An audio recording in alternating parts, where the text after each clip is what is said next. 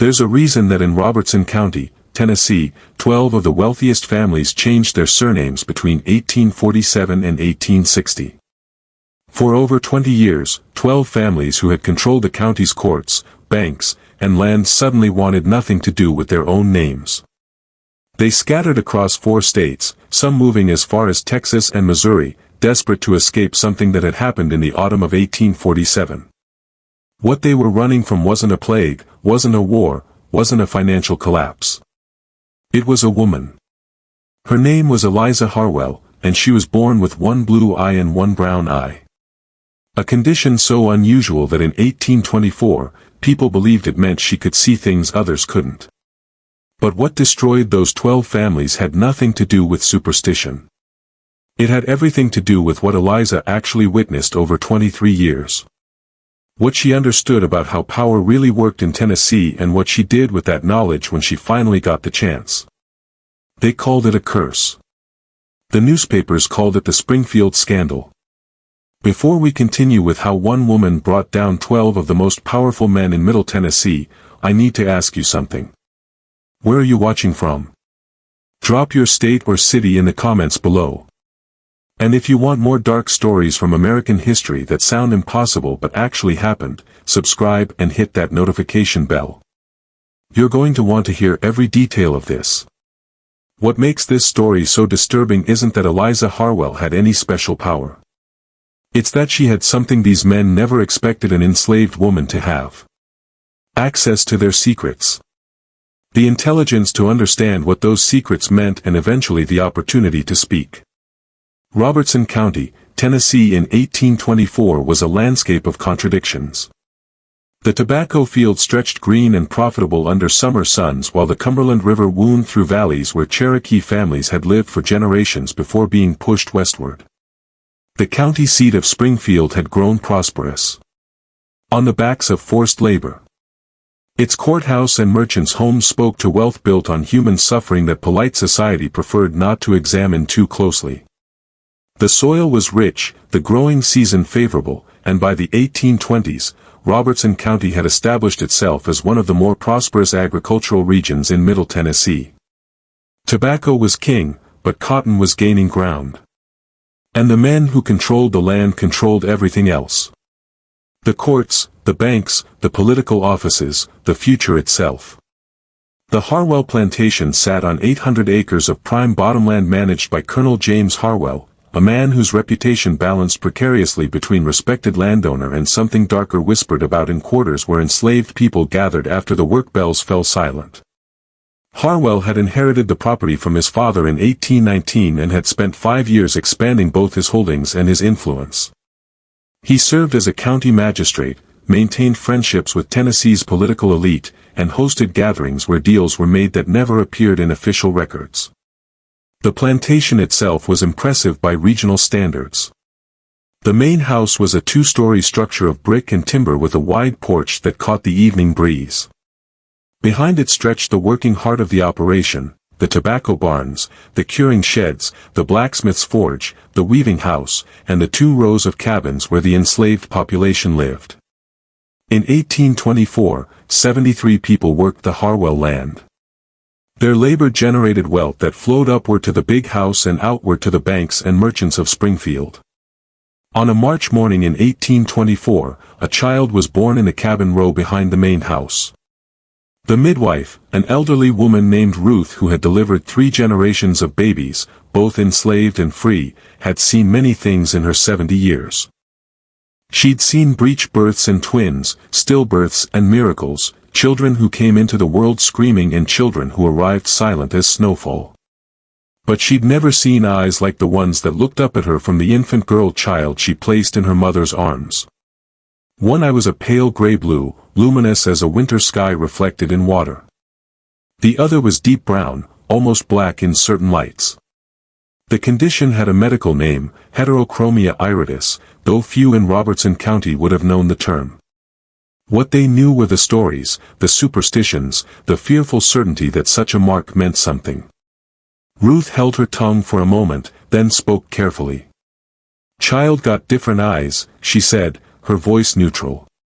"Seen it once before, a long time ago. That child lived to be old. Nothing wrong with her, just different. But Sarah, the child's mother, saw the way Ruth's hands trembled slightly as she wrapped the baby in clean cloth.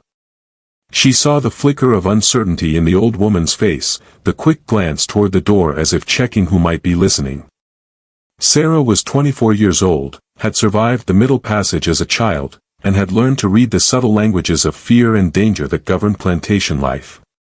The child's mother held her daughter close and made a decision in that moment that would shape everything to come. She named the girl Eliza, a name she'd heard from the mistress's Bible readings, a strong name that sounded like it belonged to someone who mattered. And she resolved to raise her as normally as possible, despite the stares and whispers that would inevitably follow. For the first 6 years of Eliza's life, that plan worked reasonably well. Children in the quarters accepted her easily enough, fascinated by her eyes, but unbothered once the novelty faded. They played the same games, shared the same meager meals, learned the same lessons about survival and silence that all enslaved children learned. The white children who glimpsed her kept their distance, warned by parents who'd filled their heads with folk beliefs about mismatched eyes bringing bad fortune, or marking those who could see spirits. But Eliza herself was developing traits that had nothing to do with superstition and everything to do with her particular mind. She could hear a story once and repeat it back word for word a week later. She could recall with perfect clarity conversations she'd overheard years before.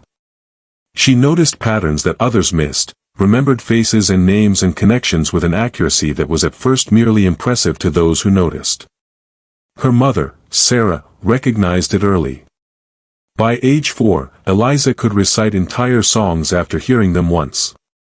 By 5, she could describe in detail events that had happened 2 years prior, remembering not just what happened, but who was present, what they wore, what the weather was like.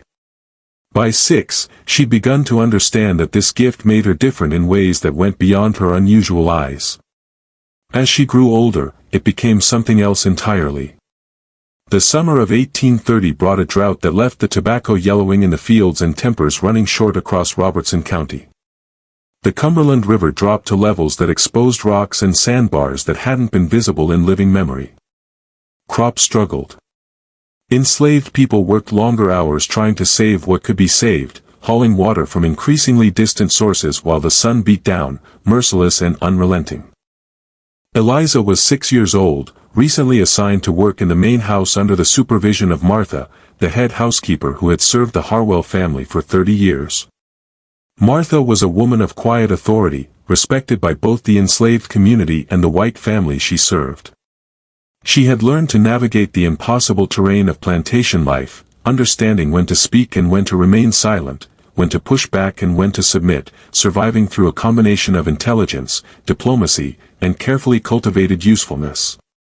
It was Martha who first recognized what made Eliza different. Not her eyes, which had lost their novelty through familiarity, but her memory. The child heard instructions once and executed them perfectly days later. She could recall which guests had visited 3 weeks prior, what they'd eaten, what they'd discussed while she cleared their plates. She knew which cabinet held which dishes without being told twice, could recite the entire week's menu after hearing the cook plan it once on Monday morning, remembered the names of people she'd met only briefly months before. Martha watched this with growing concern. She'd seen enough of plantation life to understand that intelligence in enslaved people was simultaneously valued and feared, useful enough to exploit, dangerous enough to suppress. A child who appeared too smart, too observant, too capable of understanding the mechanisms of power around her was a child in danger. One evening in late July, after the household had settled and most people were asleep, Martha sought out Sarah in the quarters. They spoke in whispers, their voices barely audible over the chorus of crickets and tree frogs. "That child remembers too much," Martha said, her voice low and urgent. "I watch her. She hears something once, she got it forever. I seen her tell Miss Harwell about a conversation from 2 weeks back. Remembered every word exact. That kind of thing gets noticed." Sarah's heart clenched with fear she'd been carrying since Eliza's birth. "What you saying I should do? Teach her to forget things?" Martha said. Or at least pretend to. Teach her to act confused when she understand perfectly. Make her ask for instructions twice, even when she heard them clear the first time. She need to seem ordinary or she going to draw attention she don't want.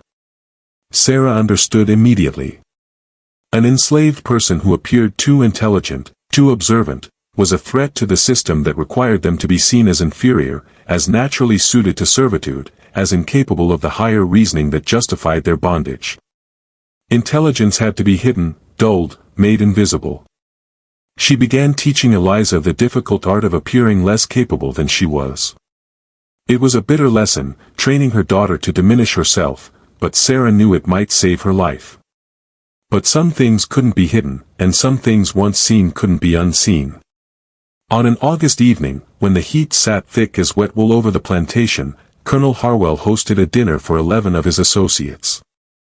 They were men of influence who arrived in carriages that kicked up dust on the long drive to the main house. Plantation owners from neighboring counties, a state representative whose district included Robertson County, 2 judges who presided over regional courts, several merchants who financed tobacco operations through credit and loans, and a land speculator named Edward Vance, whose wealth came from sources that weren't discussed in polite company. The dining room had been prepared meticulously. Martha had overseen every detail, the china arranged just so, the silver polished until it gleamed in candlelight, the linens pressed and spotless. The food was elaborate by rural Tennessee standards: roasted pork and chicken, corn pudding, greens cooked with fatback, fresh bread, fruit preserves, and pies made with the last of the previous year's dried apples. Eliza, small enough to be easily overlooked, moved through the dining room, refilling water glasses and removing empty plates. Martha had positioned her there deliberately, knowing the child's memory, and hoping she'd simply blend into the background.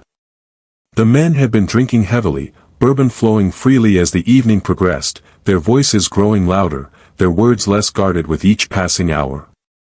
Eliza heard Edward Vance boasting about a recent acquisition, his voice thick with satisfaction and alcohol. Bought the Fuller property for 1/3 of its value. The widow never knew her husband had signed over the deed as collateral 3 years ago. Documentation I happened to acquire through appropriate channels. By the time she figured it out, the foreclosure was final. Couldn't have worked more perfectly if I'd planned it myself. She heard Judge Thornton laugh, a sound without humor, as he described dismissing a case brought by a free black man named Isaac, who was trying to reclaim his 3 children. The children had been sold before Isaac's manumission papers were finalized, and he'd spent 2 years working to earn enough money to buy them back, only to discover they'd been sold separately to buyers in 3 different counties. Couldn't let that precedent stand, Judge Thornton explained, gesturing with his glass. Man brings a case like that, wins it. Next thing you know, every one of them would be flooding the courts with similar claims. Have to maintain order, maintain the system. I dismissed it on technical grounds, improper filing procedures. He didn't have representation, of course. Couldn't afford it. Made it simple enough. The other men nodded appreciatively, understanding the implications. The law existed not for justice, but for maintaining power structures that benefited them. She heard Colonel Harwell himself discussing a plan to manipulate the county assessor into undervaluing certain properties along the Cumberland River bottomland, making them vulnerable to acquisition by what he called our consortium.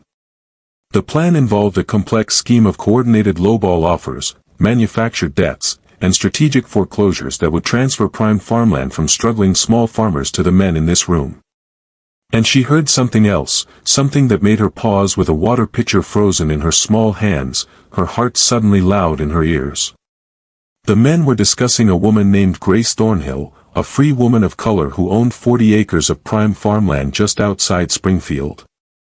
She'd inherited it from her white father, a respected merchant who'd freed her mother and their 3 children in his will and left them property that should have secured their future. Grace Thornhill had refused multiple offers to sell the land.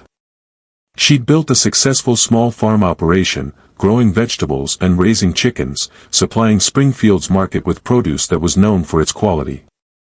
She'd done everything right, followed every law, paid every tax, maintained her freedom papers with meticulous care. The conversation turned to speculation about how unfortunate it would be if questions arose about the legitimacy of her father's will. Questions that Marcus Pettiford, an attorney who specialized in property disputes, might be positioned to raise, or if her free papers were discovered to have irregularities, small technical problems that Judge Thornton might be obligated to address in his court, or if her property happened to be subject to liens or debts that Edward Vance might happen to hold documentation for. These things resolve themselves, Colonel Harwell said, his voice casual as if discussing the weather, as if discussing whether to plant tobacco or cotton in the North Field, with appropriate pressure applied in appropriate places. She'll sell eventually, or circumstances will create opportunities for acquisition through other means. The woman has no family support, no legal representation she can afford, no real protection. It's simply a matter of patience and coordination.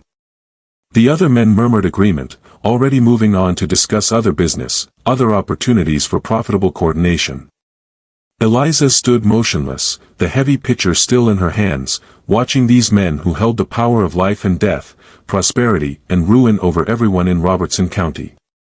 She was 6 years old, but she understood with sudden, terrible clarity exactly what she was hearing. These men were planning to destroy Grace Thornhill, to take everything she'd built, everything her father had left her, simply because they wanted her land and had the power to take it. 2 months later, on a cold October night, Grace Thornhill's farmhouse burned to the ground. She died in the fire, trapped in a structure that neighbors later said seemed to burn with unusual speed and intensity.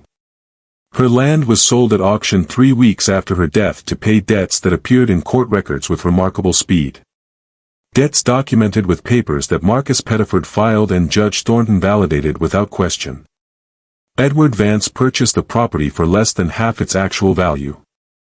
The Springfield newspaper ran a brief notice about the tragic fire, expressing sympathy for the loss of a respected member of the community, making no mention of the convenient timing or suspicious circumstances. Eliza was 6 years old. But she remembered every word spoken that August evening. She remembered the names, the connections, the casual cruelty of men who believed they operated above consequence. She remembered Judge Thornton's laugh and Edward Vance's satisfaction in Colonel Harwell's calm assurance that these things resolve themselves. She remembered Marcus Pettiford nodding thoughtfully, already calculating how he'd manufacture the legal justification for what they were planning. And she began to understand something that would shape the next 17 years of her life. Something that would determine the course of events that would eventually destroy 12 families and reshape Robertson County's power structure. Power wasn't just about ownership and law. It was about information, leverage, and knowing things that powerful men wanted to keep hidden. It was about remembering when everyone else was paid or threatened into forgetting. It was about bearing witness when witness was supposed to be impossible.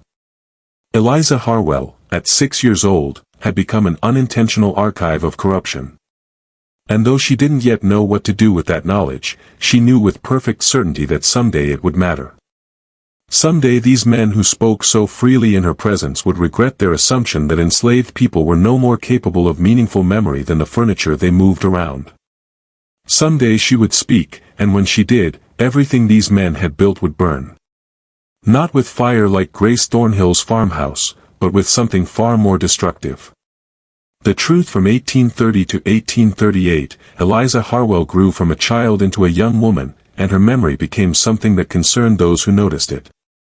The years passed with the grinding consistency of plantation life, planting seasons and harvest seasons, tobacco crops that succeeded and occasional crops that failed, people born and people dying, the constant underlying tension of a system built on violence and control. Martha, the head housekeeper who had first recognized Eliza's gift and warned her mother about it, died in the winter of 1833. She'd caught pneumonia during a cold snap that froze the Cumberland River solid for 3 days. And despite her value to the Harwell household, she received only minimal medical attention. She was buried in the section of the plantation designated for enslaved people. Her grave was marked with a simple wooden cross that would weather and disappear within a few years. Before she died, Martha called Eliza to her bedside. The girl was 9 years old, already working full days in the main house, already learning to navigate the dangerous currents of plantation politics. "You got a gift," Martha whispered, her breath labored and painful. "But gifts can be curses if you ain't careful. You remember everything, but you got to learn what to say and what to keep silent. Some things you speak them too soon, you die with them. Some things you wait, you watch, you learn when the time right. You understand?" Eliza nodded, holding the old woman's cold hand. "Promise me you'll be smart," Martha said. "Smart enough to survive until you can be free. Don't let them break you, and don't let them kill you with your own gift." It was the last conversation they had. Martha died that night, taking her warnings and her wisdom to the grave. Sarah, Eliza's mother, tried her best to keep her daughter safe through obscurity, but Eliza's unusual eyes made obscurity impossible. The plantation owners and merchants who visited the Harwell house took note of the young woman with mismatched eyes, who moved through rooms silently, efficiently, remembering everything. Some found it unsettling, crossing themselves or averting their gaze when she looked directly at them. Old superstitions about evil eyes and second sight making them uncomfortable. Others found it useful, a curiosity to comment on, a convenient way to remember which servant was which. By 1835, Colonel Harwell had begun deliberately stationing Eliza in rooms where he held sensitive conversations. He discovered through testing her that she could recall exact quotes from discussions held weeks prior. It became a game to him at first, a parlor trick he'd demonstrate for guests. He'd ask her to recount what Judge Thornton had said about a particular land case 2 weeks ago, and she'd repeat the conversation verbatim, including the judge's exact phrasing and the specific legal precedents he'd mentioned. The guests would express amazement, would speculate about her unusual ability, would wonder if her distinctive eyes somehow related to her distinctive memory. Colonel Harwell would accept their compliments on owning such an interesting specimen, would laugh about how useful it was to have a living record of his business dealings. What Colonel Harwell didn't realize was that Eliza had begun keeping track of everything she heard, organizing it in her mind like a vast ledger of transactions, betrayals, and secrets. She knew which debts were real and which were fabricated to justify foreclosures. She knew which court cases had been decided before they were officially heard.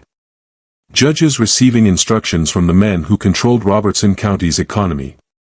She knew which property deeds had been altered, which wills had been influenced through pressure or promises, which marriages had been arranged primarily for financial advantage rather than affection. And she knew something else, something that would eventually prove to be the key to everything that followed. She knew the connections between the 12 men who regularly gathered at the Harwell plantation, the web of mutual interest and coordinated manipulation that allowed them to control Robertson County completely. They called themselves the Springfield Association, though no such organization existed in any official record, no charter filed with the state, no membership list kept in any courthouse. It was an informal arrangement, the kind that powerful men have always made, coordinating their interests to multiply their individual power. There was Colonel James Harwell himself, the host and coordinator, whose plantation provided neutral ground for their meetings, and whose position as county magistrate gave him legal authority to facilitate their plans. There was Judge Benjamin Thornton, who presided over the circuit court that covered Robertson and 3 neighboring counties, whose rulings ensured that legal challenges to association interests were dismissed or decided in their favor. There was Edward Vance, the land speculator whose wealth came from buying distressed properties at a fraction of their value, often distress that had been carefully manufactured by other association members. There was Robert Killebrew, who owned 300 acres and 60 enslaved people just north of Springfield, whose political connections in Nashville provided advanced warning of legislative changes that might affect land values or agricultural markets. There was Samuel Batson, whose cotton gin operation supplied half the county and whose monopoly on cotton processing allowed him to set rates and payment terms that kept smaller farmers perpetually indebted to him. There was William Greer, who controlled the county land office and had access to all property records, surveyor reports, and title information, making him invaluable for identifying vulnerable properties and manufacturing documentation when needed. There was Thomas Whitley, whose mercantile in Springfield extended credit that kept smaller farmers trapped in cycles of debt. Their crop yields pledged before they were even planted, their land serving as collateral for loans they could never fully repay. There was Jefferson Cunningham, who operated the county's only bank and controlled access to the capital necessary for any significant business venture. His loan approval or denial was capable of making or destroying financial plans.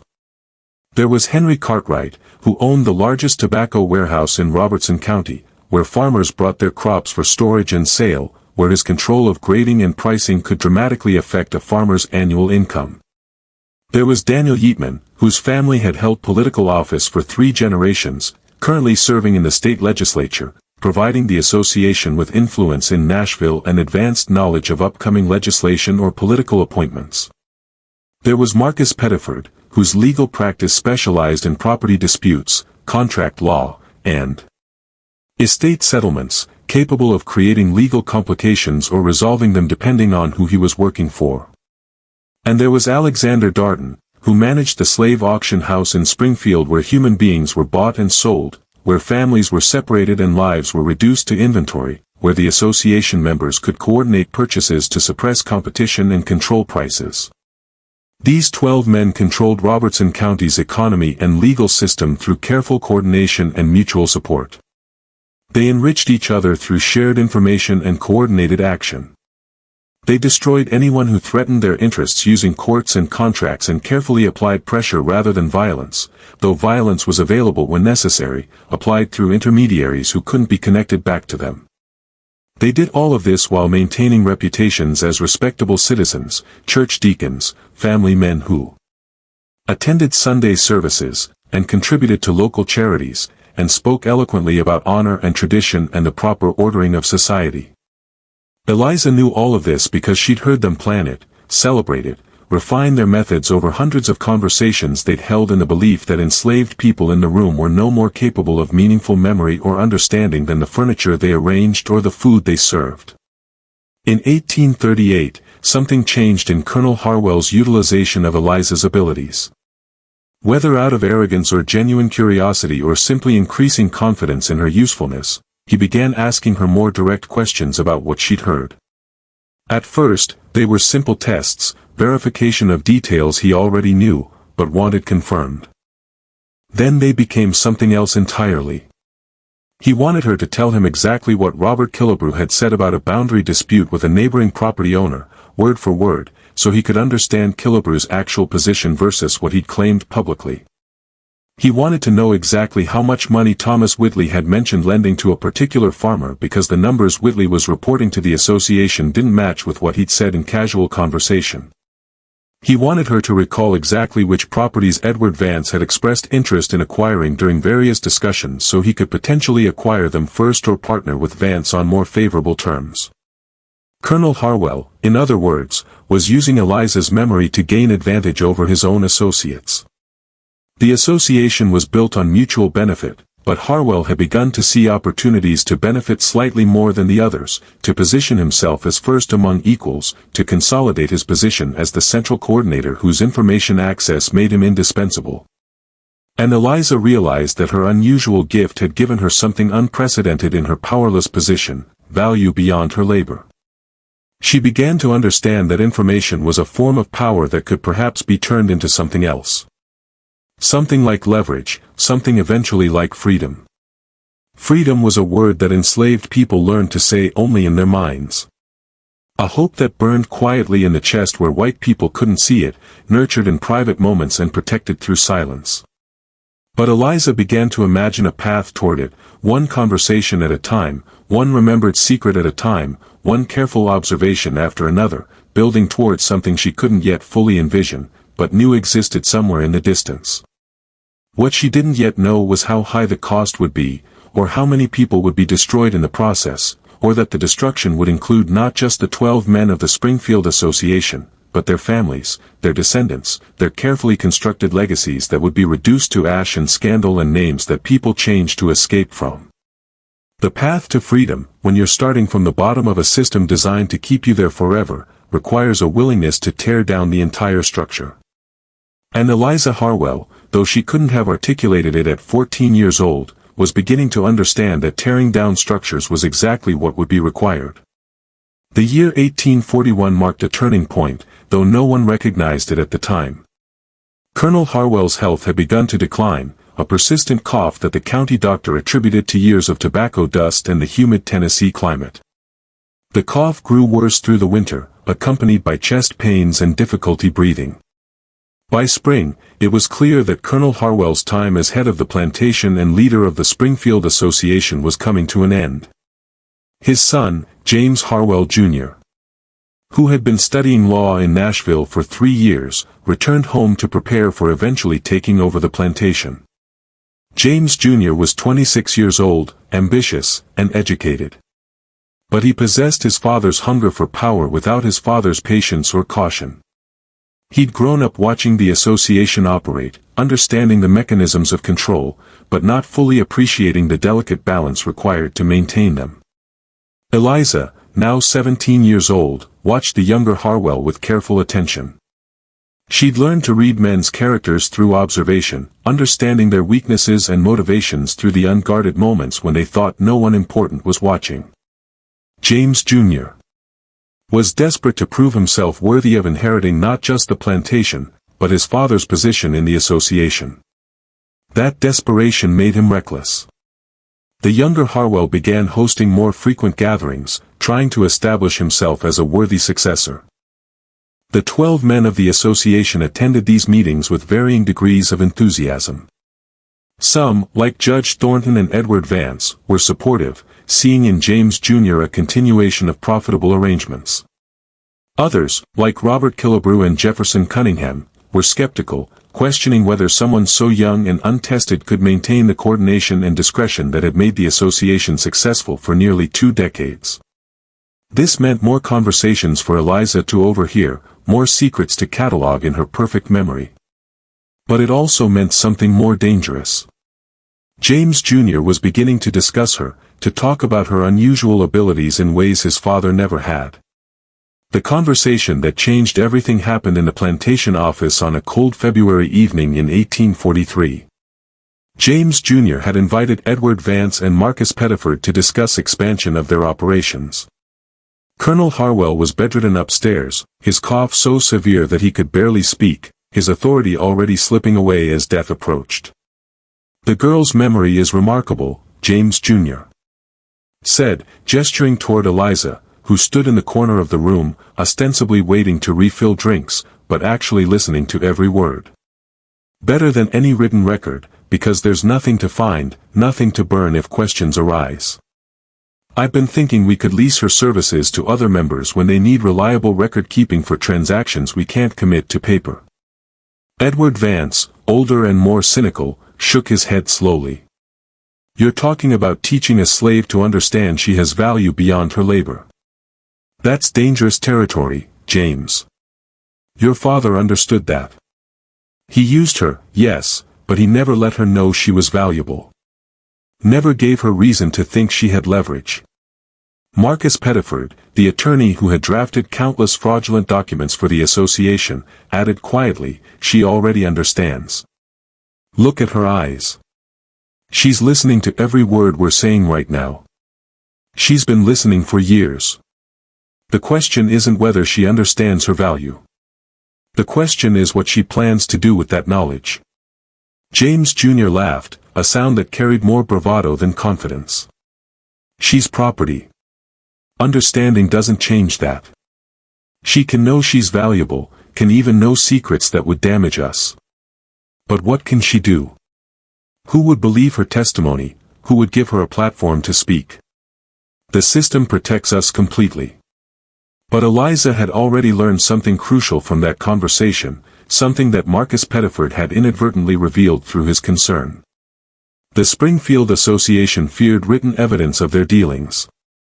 For nearly 20 years, they'd been meticulous about keeping their most damaging transactions out of official records, relying on private agreements and verbal understandings that couldn't be subpoenaed or used against them in court. What they didn't realize was that Eliza had become their unintentional archive, holding in her memory everything they'd been so careful not to write down. Every fraudulent deed transfer, every manipulated court case, every coordinated foreclosure, every destroyed life and stolen property, all of it recorded in perfect detail in the mind of a young woman they dismissed as incapable of using that information against them. Over the next 2 years, as Colonel Harwell slowly died and James Jr. gradually assumed control, Eliza's role in the household expanded in ways that increased both her access and her danger. James Jr., against the advice of older association members, began using her more openly. She was present during negotiations, during planning sessions, during the casual conversations where the 12 men discussed their ongoing manipulation of county affairs. She heard Samuel Batson describe in precise detail how he was systematically underpaying farmers for their cotton, using rigged scales and creative accounting to skim profits that should have gone to the farmers who grew the crop. They know they have no alternative gin within 20 miles. They know they're trapped by geography and debt. They know they'll accept whatever payment I offer because they have no choice. She heard Jefferson Cunningham explain with barely concealed pride how he'd structured certain loans to ensure foreclosure was inevitable, setting repayment schedules that were impossible to meet, charging interest rates that compounded faster than crops could be sold, building in technical requirements that gave him legal justification to call loans due whenever strategically useful. She heard Daniel Yeatman boast about a political opponent whose reputation he destroyed through carefully planted rumors about financial impropriety and moral failings. The rumors were entirely fabricated, but Yeatman had coordinated them through multiple sources, making them appear credible through repetition and strategic timing. The opponent had withdrawn from the race. His political career ended before it truly began. She heard about Colonel Harwell's will being contested by his daughter, Catherine, who had married a Methodist minister against her father's wishes in 1836 and been effectively disowned. Catherine lived in Nashville with her husband and 3 children, struggling financially while her brother prepared to inherit everything. She filed a legal challenge in Robertson County Court in March 1843, claiming her father had been mentally incompetent when he revised his will in 1840 to leave the entire estate to James Jr. The Springfield Association couldn't allow that challenge to succeed. Marcus Pettiford handled the legal maneuvering, filing counterarguments that questioned Catherine's standing and motivations. Judge Thornton ensured the case was assigned to himself rather than a visiting judge from another circuit. Witnesses were prepared, 7 men willing to testify under oath that Colonel Harwell had been completely lucid and competent until his death in February 1843. The hearing lasted 1 day. Catherine's attorney, a young Nashville lawyer working partially pro bono, was outmaneuvered at every turn. Judge Thornton ruled against Catherine in a written decision that cited multiple precedents, all legitimate, all carefully selected to support the predetermined outcome. The will stood. James Jr. inherited approximately $47,000 in property and assets, equivalent to over $1 million in later valuations. Catherine Harwell Morrison died in 1851 in Nashville, still poor, still bitter about what she knew was a stolen inheritance, but could never prove. Eliza had heard the association plan every detail of Catherine's defeat. She knew which witnesses had been paid, knew what Judge Thornton had been promised in exchange for his ruling, knew exactly how the legal arguments had been coordinated weeks before the hearing officially began. But what she'd begun to notice was something the association members themselves seemed to overlook. Their coordination, their mutual dependence had become their structural weakness. Each man's secrets were entangled with the others. The documentation for Edward Vance's fraudulent property acquisitions had been prepared by Marcus Pettiford and validated in Judge Thornton's court using county records accessed through William Greer. The loans that Jefferson Cunningham issued were secured by crop sales through Henry Cartwright's warehouse and processed through Samuel Batson's gin. The political cover that Daniel Yeatman provided in Nashville depended on financial support from all 12 members. Expose one thread and the entire web became visible. Destroy one man's credibility and questions would naturally extend to his associates. It was a system that worked perfectly as long as it remained hidden, but was extraordinarily vulnerable once examined. Eliza was 20 years old in 1844. She was enslaved, legally considered property worth approximately $900 on the open market based on her age, health, and capabilities. She was powerless in every way that Tennessee law recognized, but she knew things that could destroy 12 of the most powerful men in Middle Tennessee. She knew exact dates, specific amounts, precise quotes, verifiable details. She knew where the bodies were buried metaphorically and in at least 2 cases literally, though details would never make it into official court records. The question was what to do with that knowledge and whether the cost of using it would be survivable. In the spring of 1844, James Harwell Jr. made a disastrous investment that accelerated everything. He'd been approached by a cotton speculator from Memphis with a proposal to invest in cotton futures, essentially betting on price increases expected due to potential crop failures being reported from Georgia and South Carolina. The speculator had impressive credentials, claimed inside knowledge from Charleston factors, presented documentation that looked legitimate. James Jr. invested $8,000 of plantation funds. He also convinced 3 other association members to invest. Robert Killebrew put in $5,000. Samuel Batson invested $3,000. And Edward Vance contributed $4,000. The total investment of $20,000 represented significant capital even for men of their wealth. The speculation scheme collapsed in August when it was revealed that the crop failure reports had been exaggerated, possibly fabricated by the Memphis speculator who had taken money from multiple investors and disappeared. Criminal charges were filed, but the man was never located. The investors lost everything. $20,000 gone, the equivalent of 15 years' profit from a mid-sized plantation. The loss itself was damaging enough, but the real destruction came from what it revealed about James Jr.'s judgment and the tensions it created within the association. Robert Killebrew, who had lost the most, was furious. He had invested based on James Jr.'s assurances, based on trust in the Harwell name and assumption that James Jr. had verified the opportunity as thoroughly as his father would have. The Springfield Association's unity, which had seemed unshakable for nearly 20 years, began showing visible fractures. Meetings at the Harwell plantation grew tense, voices raised in ways that would have been unthinkable when Colonel Harwell was alive. Samuel Batson demanded immediate repayment from plantation funds. Edward Vance suggested James Jr. sell portions of the property to cover the losses. Robert Killebrew made barely concealed threats about exposing certain shared arrangements if he wasn't made whole. Eliza watched these confrontations with careful attention, understanding that crisis creates opportunity. The association was weakening. Trust was breaking down. Self-interest was overwhelming mutual benefit. And James Jr., desperate and cornered, made the decision that would ultimately destroy everything. He decided to sell Eliza.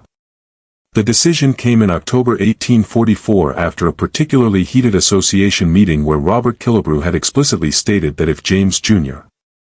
couldn't manage his own finances, perhaps he couldn't be trusted to coordinate their collective interests. The implicit threat was clear. The association might withdraw support, might even become hostile if James Jr. didn't restore confidence. James Jr. needed money immediately. But more than that, he needed to eliminate a vulnerability that Marcus Pettiford had pointed out months earlier.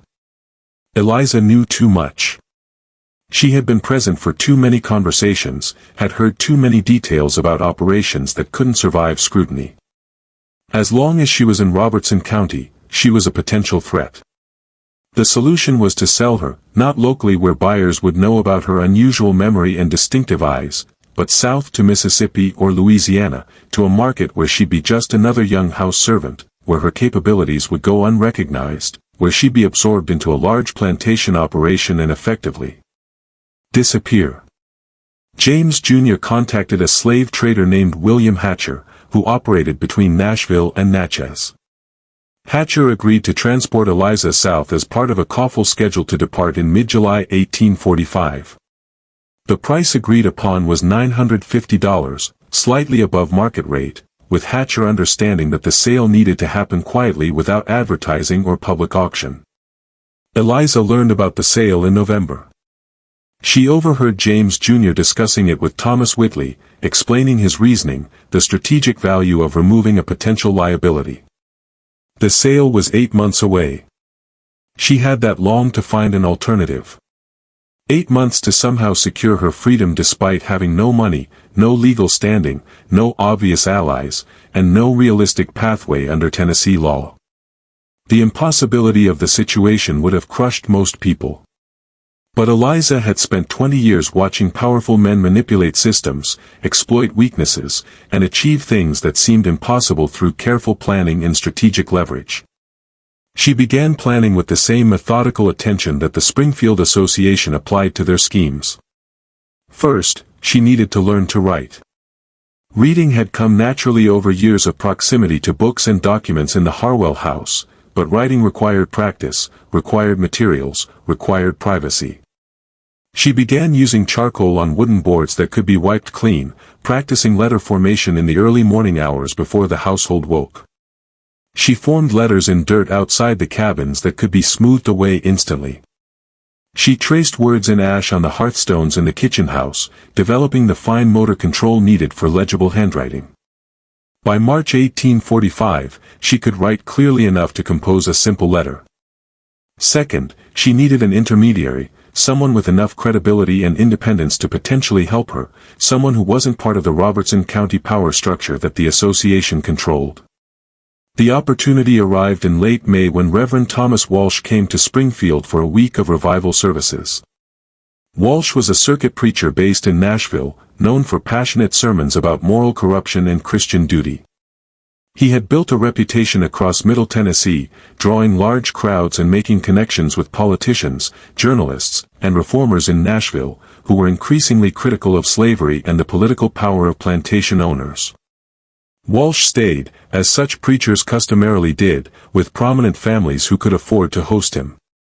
He spent 3 nights at the Harwell plantation, arriving on a Tuesday evening and departing Friday morning.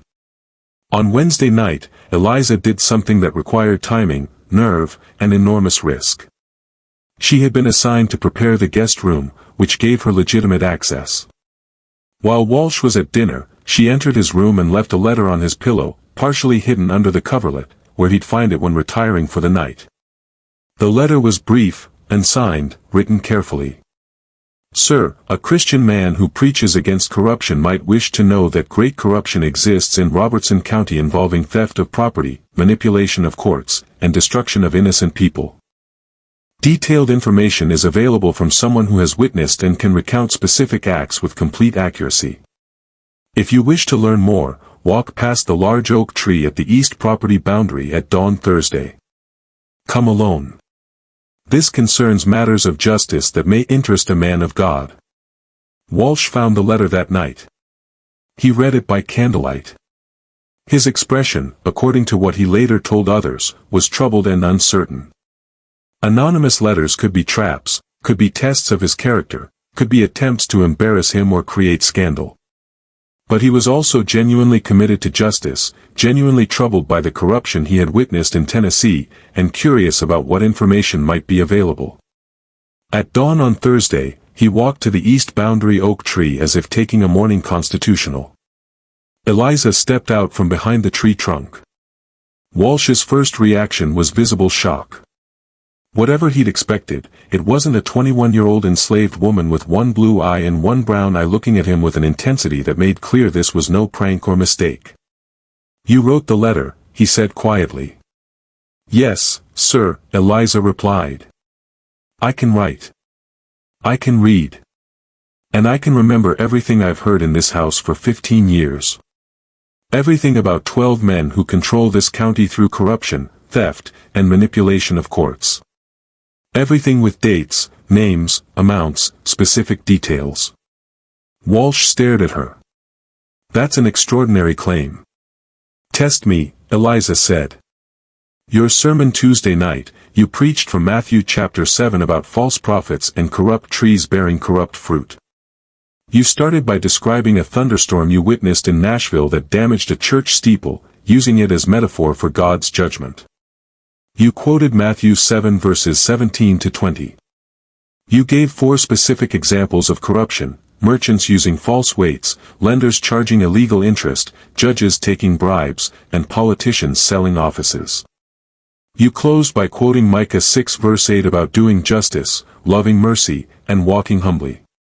Your sermon lasted 37 minutes. Should I continue with exact quotes?" Walsh's face had gone pale. You couldn't possibly." "I can," Eliza said. "I remember everything. Every conversation, every detail, every scheme these men have discussed in front of me because they assume enslaved people can't understand or remember. I've heard them plan murders, discuss property thefts, coordinate court cases, destroy families. I can testify to all of it with complete accuracy." She paused, then added the crucial part. "I'm being sold to Mississippi in 8 weeks. If that happens, everything I know disappears with me. But if someone could help me secure legal freedom, I would provide detailed testimony that could expose corruption across this entire county." Reverend Walsh stood silent for a long moment. The dawn was breaking over the tobacco fields, light spreading across a landscape built on injustice that men like him preached against, but rarely confronted directly. "What you're proposing is dangerous," he finally said, "for you and for anyone who helps you." "I know," Eliza replied. "But Grace Thornhill burned to death in 1830 so these men could steal her land. Catherine Morrison died poor in Nashville because they stole her inheritance. Dozens of families have lost everything to fraudulent foreclosures. Someone needs to speak. I can speak. I just need to live long enough to do it." Walsh asked her one more question. The question that would determine everything. "Why should I believe your memory is as accurate as you claim? Memory is fallible. People misremember, especially under stress or after years have passed."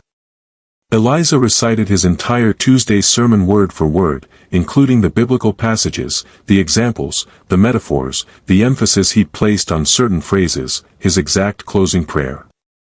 She spoke for 37 minutes, reproducing his sermon with such precision that Walsh later said it felt like hearing his own voice played back to him. When she finished, Walsh was silent for nearly a minute. "That's not a normal gift," he finally said, his voice shaken. "No, sir," Eliza agreed. "But what I've been forced to witness isn't normal either. It's evil disguised as law, and someone needs to expose it." Walsh told her he needed time to pray and consider. She told him she had 8 weeks before being sold south and silenced forever. He returned to the plantation house, spent the day in visible contemplation, preached that evening about justice and the courage required to confront powerful wrongdoing, and departed Friday morning with no indication of his decision. 5 days later, Eliza received a message through Sarah, her mother, who had been approached by a free black man who occasionally did work at the plantation. The message was simple. "The preacher believes you. Help is being arranged. Stay ready." Reverend Walsh had gone to Nashville and told select people about a young woman with an extraordinary memory who had witnessed years of corruption and was willing to testify if her freedom could be secured. He had contacted attorneys who had been looking for evidence to challenge the power structures in counties like Robertson. He had approached members of anti-slavery societies who had been funding freedom purchases and legal defenses. He had spoken with newspaper editors interested in exposing plantation elite corruption. The response had been immediate and coordinated. Money was quietly raised from multiple sources. Legal strategies were developed. Protection arrangements were planned. On July 5, 1845, 2 days before Eliza was scheduled to be handed over to William Hatcher for transport south, James Harwell Jr. received an unexpected visitor at the plantation. A Nashville attorney named Samuel Porterfield, representing an anti-slavery society, made an offer.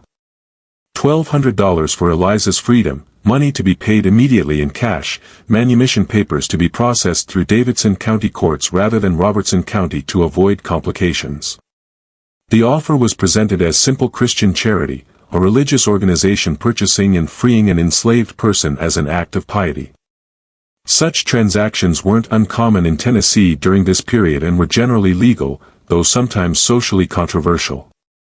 James Jr. saw only the money, $250 more than Hatcher had agreed to pay, immediate cash that would partially offset his investment losses and restore some confidence from association members. He negotiated briefly, secured $1,300, and signed the papers that same day. The transaction was processed through Nashville courts within a week. Eliza Harwell became a free woman on July 12, 1845. She was transferred to a Nashville guardian, a widow named Mrs. Elizabeth Crane, who was sympathetic to the anti-slavery cause and agreed to provide housing and legal protection. By the time James Harwell Jr. fully understood what had happened, Eliza was in Nashville, beyond Robertson County jurisdiction, under legal protection and beginning to meet with attorneys who were preparing cases that would eventually involve multiple courts across Tennessee. The realization swept through the Springfield Association like panic. James Jr. called an emergency meeting on July 18. All 12 men gathered at the Harwell plantation on a hot evening, mosquitoes swarming outside, tension thick inside the main house. The conversation, later reconstructed through testimony from a house servant who overheard portions, was frantic. They had lost control of their living archive. 20 years of carefully hidden corruption might be exposed because James Jr. had sold away the one person who could destroy them all. Robert Killebrew demanded to know how James Jr. could have been so stupid. Edward Vance suggested they might be able to challenge the manumission papers on technical grounds. Judge Thornton pointed out that even if they did, she was in Davidson County now where different judges presided and their influence was limited. Marcus Pettiford, the attorney, spoke the truth they all understood. She's legally free. She's under protection in Nashville and she knows everything. Every fraudulent deed, every manipulated case, every foreclosure, every scheme we've discussed for 20 years. If she testifies, we're finished. Someone suggested buying her silence. Someone else pointed out that she had already chosen to speak rather than disappear into Mississippi slavery. She wasn't going to be bought. Someone mentioned more extreme solutions. The suggestion was immediately shouted down.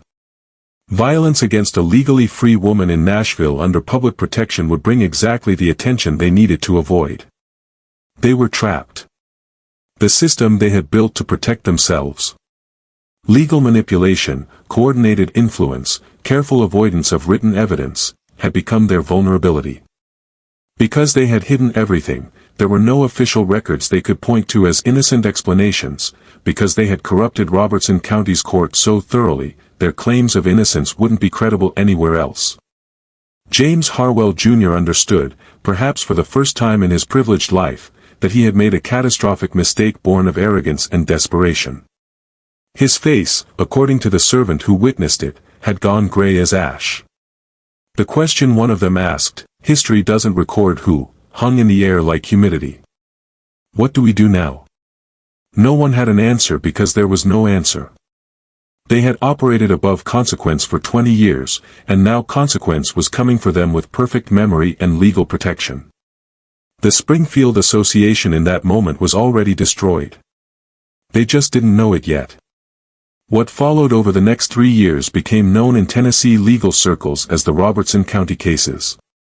Though newspapers eventually called it the Springfield corruption scandal, the legal proceedings were complex involving multiple jurisdictions, multiple types of cases, and eventually drawing attention from as far away as New York and Boston, where abolitionist newspapers seized on the story as evidence of systemic corruption in slave states. Eliza's testimony began in September 1845 in Davidson County Court. In a property restoration case brought by the surviving children of Grace Thornhill. The Thornhill heirs had tried for years to challenge the seizure of their mother's land, but lacked evidence to overcome the documentation that Marcus Pettiford had filed and Judge Thornton had validated. Eliza provided that evidence. She testified that on August 14, 1830, she had heard the Springfield Association discuss plans to force Grace Thornhill off her land. She recounted the conversation with devastating precision, what each man said, what strategies they discussed, how they had coordinated the creation of false debt documentation.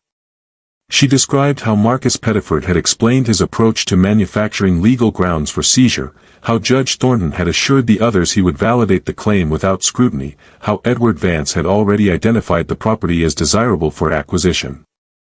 Defense attorneys objected strenuously. An enslaved person's testimony, even someone subsequently freed, shouldn't be admissible against white men in property disputes. The objection was overruled. Eliza was legally free at the time of testimony, and Davidson County courts operated under slightly different precedents than rural counties. They challenged her memory. How could anyone remember exact quotes from 15 years prior? The judge allowed Eliza to demonstrate. She recited word-for-word opening statements from both attorneys that had been given 2 days earlier. Court stenographers confirmed her accuracy was perfect. She provided details that could be checked against records, dates of specific court filings, amounts mentioned in debt claims, names of witnesses who testified in the original foreclosure case. Where records still existed, her testimony matched. Where records had been conveniently lost, the pattern of convenient loss itself suggested accuracy of her claims about manipulation. The case lasted 3 weeks. The verdict came in October. The Thornhill property seizure had been based on fraudulent documentation. The land was to be restored to Grace Thornhill's heirs with damages. But that was only the beginning. Other families who had lost property to association foreclosures came forward with attorneys funded by anti-slavery societies and political opponents of plantation power structures. Case after case was filed through late 1845 and into 1846. Eliza testified in 11 separate proceedings, each time providing detailed accounts of conversations she had overheard about specific properties, specific schemes, specific coordinated manipulations. Edward Vance's land speculation empire collapsed as property after property was reclaimed. His documented holdings, those he had actually purchased legitimately, were sold to pay judgments and legal fees. By 1847, he had fled Tennessee entirely, relocating to Texas, where he died in 1852, bankrupt and disgraced. Jefferson Cunningham faced criminal investigation for banking fraud based on Eliza's testimony about loan manipulation practices. She described specific conversations where Cunningham had explained how he structured loans to guarantee foreclosure, how he had coordinated with other association members to trap farmers in debt cycles. The investigation lasted 8 months. Cunningham was forced to resign from the bank in 1846, faced civil penalties, but avoided criminal conviction through legal maneuvering. He died in Nashville in 1850, his reputation destroyed. Samuel Batson's cotton gin operation was sued by 37 farmers who had been systematically cheated through falsified weight measurements and manipulated pricing. Eliza testified that she had heard Batson describe his methods in detail during association meetings. Court-ordered audits found discrepancies in Batson's records that supported her testimony. His business never recovered. He sold the gin operation in 1847 for a fraction of its previous value. William Greer was removed from his position in the county land office after Eliza's testimony revealed his role in manipulating property records and providing inside information to association members. He faced criminal charges for falsification of public records. The trial ended in a hung jury, but his career was finished. He moved to Mississippi in 1848. One by one, through 1845, 1846, and into 1847, the 12 families faced legal challenges, financial collapse, and public exposure. Some fought desperately with their own attorneys and remaining political connections. Some fled to other states, abandoning property and starting over where their names weren't yet associated with scandal. Some, like James Harwell Jr., simply collapsed under the accumulated weight. The Harwell plantation was foreclosed on in 1846 when James Jr. couldn't meet debts he had taken on trying to fight the legal challenges. The property was seized by creditors and sold at auction. James Jr. disappeared from Tennessee, last documented in Arkansas Territory in 1849, working as a clerk in a trading post, his inheritance and future destroyed by his own arrogance and his catastrophic decision to sell the one person who could destroy him. The legal battle reached its climax in May 1847 during a consolidated criminal trial in Nashville that attempted to address the most serious charges against association members: conspiracy to defraud, falsification of court documents, and bribery of public officials. The trial lasted 3.5 weeks, drawing spectators from across Tennessee and journalists from multiple states. Eliza testified for 6 full days, examined and cross-examined repeatedly. She sat in the witness box with her distinctive mismatched eyes fixed on the jury, and she methodically dismantled 2 decades of carefully hidden corruption. She recounted specific conversations with exact dates. She described the physical locations where conversations occurred. She named names and quoted exact phrases. She explained the connections between seemingly unrelated events, showing how various schemes had been coordinated. Defense attorneys challenged her relentlessly. They brought witnesses who claimed she was mistaken about certain details. But when those details were checked against other evidence, Eliza's account proved accurate more often than her challengers'. They argued that her testimony couldn't be trusted because of the impossible nature of her memory. But court officials had tested her extensively, and her demonstrated ability to recall complex information with perfect accuracy was now well established in the record. They tried to claim that her unusual eyes indicated mental instability, bringing in a doctor from New York who speculated about possible connections between heterochromia and various neurological conditions. The prosecution countered with 3 other doctors who testified that eye color had no established relationship to mental capacity or memory function, and that Eliza had been examined by physicians who found her completely mentally sound. They attempted to discredit her motives, suggesting she had been coached by abolitionists seeking to manufacture scandal. But the specificity of her testimony, details about events from years before anyone knew she would eventually testify, made coaching impossible to explain. The trial ended with mixed verdicts. On June 17, 1847, Judge Benjamin Thornton was convicted of judicial misconduct and removed from the bench, though he avoided prison time. Marcus Pettiford was disbarred and faced civil penalties, but no criminal conviction. Several others were convicted of lesser charges, paying fines or facing brief jail terms. The legal system, even when confronting corruption, protected its own to some degree. Many serious charges resulted in acquittals or mistrials. Wealthy men with good attorneys could still navigate outcomes better than the evidence might warrant. But the practical impact went far beyond the criminal verdicts. The Springfield Association was utterly destroyed as a functioning entity. The 12 families who had controlled Robertson County for 2 decades found their power broken, their reputations shattered, their financial empires reduced to wreckage. Properties were sold to pay legal fees and court judgments. Political careers ended abruptly. Social standing evaporated overnight. And throughout Middle Tennessee, people understood what had happened. A woman they dismissed as property, whose unusual gift they had exploited without ever imagining it could be turned against them, had brought down 12 of the most powerful men in the region through nothing more than memory and truth. The word "cursed" began circulating in Robertson County, spoken in hushed tones in parlors and church socials. The woman with 2 different colored eyes had cursed 12 families, bringing ruin wherever her gaze had fallen. But Eliza Harwell had never needed curses or supernatural power. She had needed only memory, patience, courage, and the opportunity to finally speak what she had been forced to witness in silence. Eliza Harwell lived another 26 years after the trials concluded. Her life from 1847 until her death in 1873 remained largely private, deliberately so. She had spent 3 years in public view, testifying repeatedly, her face and story known across Tennessee and beyond. What came after was a conscious retreat from that visibility.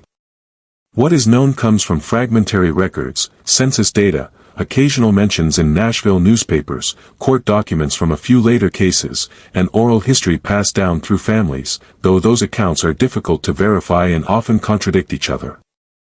She never returned to Robertson County. That much is certain. The $1,300 she received from the Tennessee Anti-Slavery Society that had funded her freedom, combined with small payments from several families who had reclaimed property based on her testimony, allowed her to establish a modest but stable life in Nashville's free black community. She married in September 1849 to David Porter, a freed carpenter who had purchased his own freedom in 1843. Their marriage was recorded in Davidson County. They had 3 children who survived to adulthood: Sarah, born 1850, who became a school teacher; Thomas, born 1852, who learned carpentry from his father; and Elizabeth, born 1855, who married a Nashville merchant and lived until 1921. Census records from 1850, 1860, and 1870 show Eliza listed as a laundress, a domestic occupation that was common among free black women in Nashville. The work was hard, but allowed independence and didn't require her to work in white households where her face and history might be recognized. But there are hints in court records that her unusual memory continued to serve a purpose. Several legal cases in Davidson County during the 1850s featured testimony from an unnamed woman who provided detailed historical information about property transactions and business dealings from years prior. The descriptions of her appearance in court transcripts, when they appear, invariably mention distinctive eyes of different colors. She continued to bear witness when called upon, but she did so quietly without drawing attention, speaking only when her testimony was necessary and then returning to her private life. The 12 families of the Springfield Association scattered and diminished. Some descendants remained in Tennessee, bearing surnames that had once commanded respect, but now carried associations with scandal and corruption. Robert Killebrew's grandson changed the family name to Kilbourne and moved to Kentucky in 1869. Daniel Yeatman's children relocated to Alabama. Thomas Whitley's son sold the family mercantile in 1851 and moved to St. Louis. Others simply faded from records, their family lines ending or becoming untraceable. Alexander Darden died in 1849. His slave auction business had collapsed in 1846 and he had lived his last years in poverty in Springfield. Henry Cartwright sold his tobacco warehouse in 1848 and moved to New Orleans where he died in a yellow fever epidemic in 1853. Robertson County itself changed slowly. New people moved in, bought properties that had been seized or sold. The political structure shifted as the old power networks collapsed and new ones formed. It wasn't transformation toward justice. The system that had allowed the Springfield Association to flourish remained largely intact, built on slavery and inequality that would require a war to begin addressing. But the specific constellation of coordinated corruption that Eliza had helped expose did not reform in Robertson County. The memory of what happened, the public scandal, served as at least a temporary deterrent. The courthouse fire of 1891 destroyed many records from the 1840s. The fire started around 2 a.m. on March 7 in the record storage room where the oldest documents were kept. By the time Springfield's volunteer fire brigade responded, the entire west wing of the courthouse was engulfed. The fire burned for 3 hours. Damage was extensive. Hundreds of documents from Robertson County's early history were lost. An investigation called the fire's cause undetermined but possibly incendiary. No arrests were ever made. Some historians believe it was simply an accident. Old buildings, inadequate fire safety, a combination of unfortunate circumstances. Others note that the documents destroyed included detailed trial transcripts and depositions containing damaging information about families whose descendants still held influence in Middle Tennessee in 1891. What survived the fire were fragments. Newspaper accounts from the 1840s, scattered legal documents that had been filed in other counties. Family stories passed down through generations. Each version shaped by who was telling it and what they wanted remembered or forgotten. The question of what actually happened remains debated by local historians even now.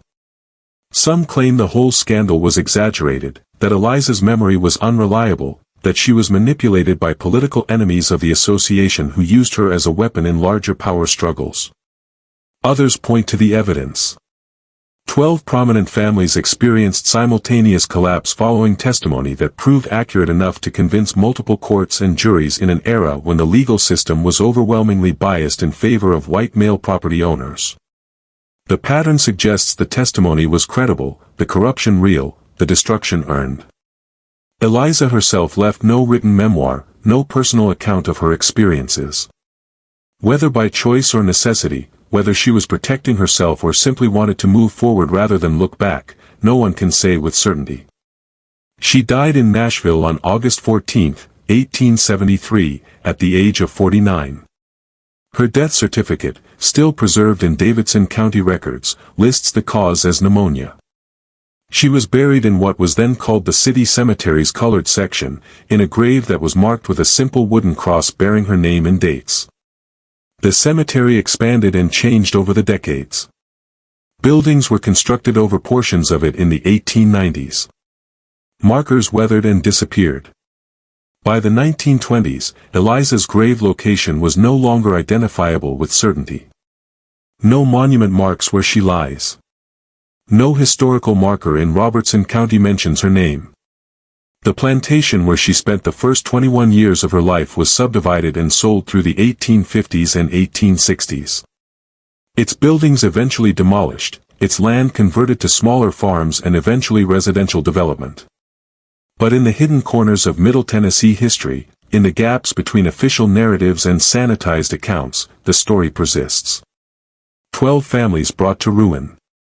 A woman with eyes that didn't match, who saw everything and forgot nothing. A curse that was nothing more and nothing less than the consequences of powerful men who believed they could speak freely in front of someone they had convinced themselves wasn't fully human. Wasn't capable of understanding or remembering or ultimately testifying to what she had witnessed. The truth, as it often is, was simpler and more terrible than any supernatural explanation. Eliza Harwell remembered what others wanted forgotten. And when she finally had the chance to speak, she told the truth with such precision that it couldn't be dismissed or denied. That was all it took to bring down an empire built on lies, corruption, and the arrogant assumption that power made men untouchable. In the end, they learned differently. Memory proved more powerful than influence. Truth proved more destructive than any curse. And a woman they had owned, dismissed, and tried to silence became the instrument of their complete destruction. What do you think about this story? Do you believe everything happened as described, or are there still secrets buried in Robertson County that historians haven't uncovered? Leave your comment below sharing your thoughts. If you enjoyed this dark chapter of American history and want more mysteries like this, subscribe to the channel, hit the notification bell, and share this video with someone who loves historical mysteries. Until the next story, remember that the past is never as buried as the powerful would like us to believe. And sometimes justice arrives not through armies or laws, but through a single voice finally given the chance to speak truth.